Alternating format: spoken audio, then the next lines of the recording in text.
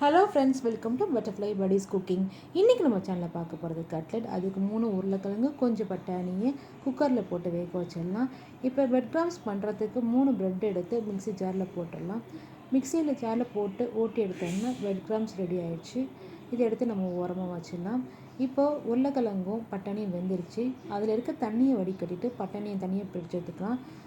உருளைக்கிழங்கு எடுத்து உருளைக்கிழங்குக்கு தோலை தனியாக பிரித்து எடுத்துகிட்டு உருளைக்கிழங்கையும் இதோடு ஆட் பண்ணிக்கலாம். ஒரு ஸ்மேட்சர் வச்சு நல்லா அழுத்தி விடலாம்.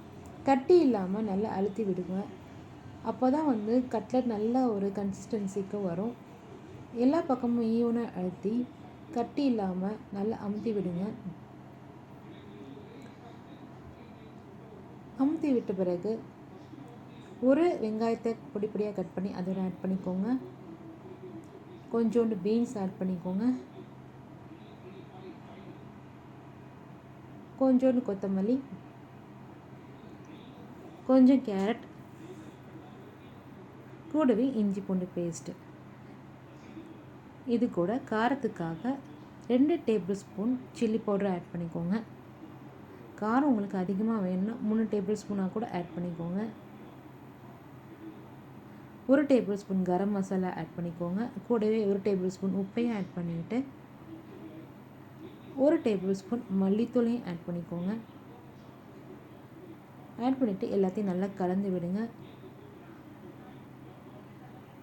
எல்லாமே ஈக்குவலாக மிக்ஸ் ஆகணும். மிக்ஸ் ஆகி ஒரு கட்லெட் பதத்துக்கு நமக்கு வர அளவுக்கு அது எல்லாத்தையுமே கலந்து விடுங்க. இந்த மாதிரி கையில் உங்களால் ஸ்பூன் வச்சு பண்ண முடியலனாலும் கையில் வச்சு கலந்து விட்டுக்கோங்க.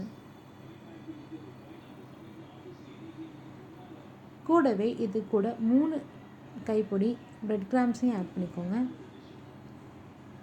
அதையும் கலந்து விட்டோன்னா கட்லெட்டுக்கு மாவு ரெடி ஆயிடுச்சு. இது ஓரமாக வச்சிடலாம். இப்போ ஒரு தட்டில் 2 டேபிள் ஸ்பூன் மைதா மாவை ஆட் பண்ணிக்கோங்க. கூடவே 1 டேபிள் ஸ்பூன் கார்ன்ஃப்ளவர் மாவையும் ஆட் பண்ணிக்கிட்டு கொஞ்சம் கொஞ்சமாக தண்ணி ஊற்றி கட்டி இல்லாமல் நல்லா கரைச்சி எடுத்துக்கோங்க. கட்டி இல்லாமல் நல்லா கரைச்சி தண்ணி மாதிரி வந்துடணும்.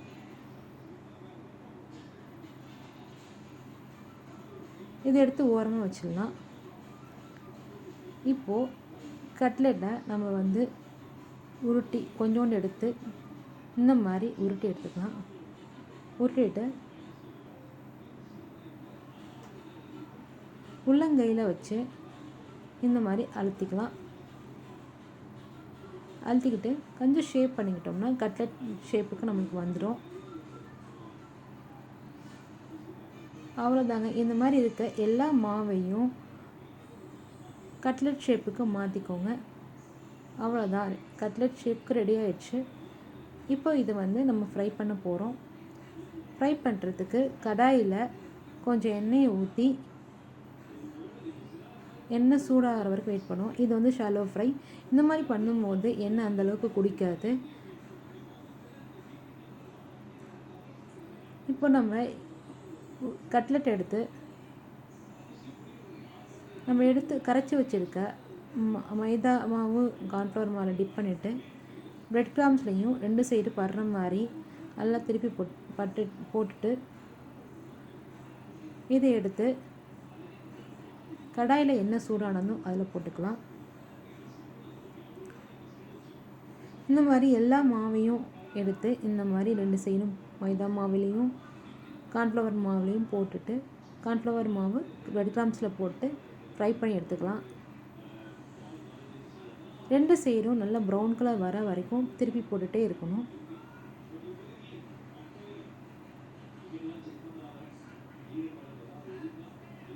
நல்லா ப்ரௌன் கலர் வந்தால் தான் உள்ளுக்குள்ளே நல்லா வேக ஆரம்பிக்கும்.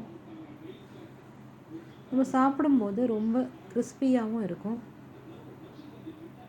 இன்னொரு மெத்தட் டீப் ஃப்ரை. ஒரு கடாயில் கொஞ்சம் எண்ணெயை ஊற்றி அதை நம்ம ரெடி பண்ணி வச்சுருக்க கட்லெட்டை அதில் போட்டுக்கலாம். இந்த மாதிரி பொரிச்சியும் எடுத்துக்கிட்டால் ரொம்ப கிறிஸ்பியாகவும் இருக்கும்.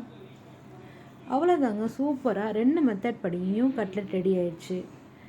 இது சின்னவங்க பெரியவங்க ரொம்ப லைக் பண்ணுவாங்க. இது 20 மினிட்ஸில் சட்டுன்னு செஞ்சு ஈவினிங் ஸ்நாக்ஸாக சாப்பிட்லாங்க.